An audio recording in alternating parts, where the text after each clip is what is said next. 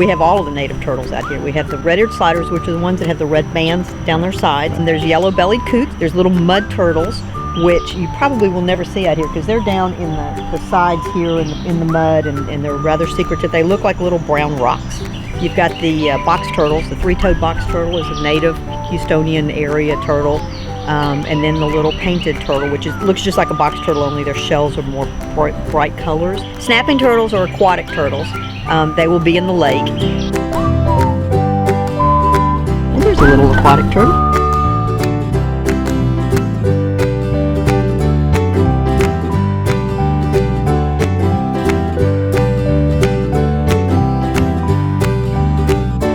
A wild turtle will close up and protect themselves if you pick them up. You can kind of tell if they've been around people, been somebody's pet, they'll stand there and look at you and kind of, hang on.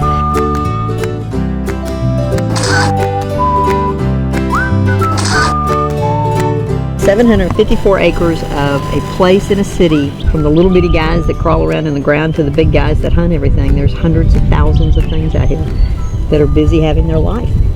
And we just got to slow down and look at them and appreciate them and understand that, frankly, they were here first and they deserve a place to be safe and happy and go about their business.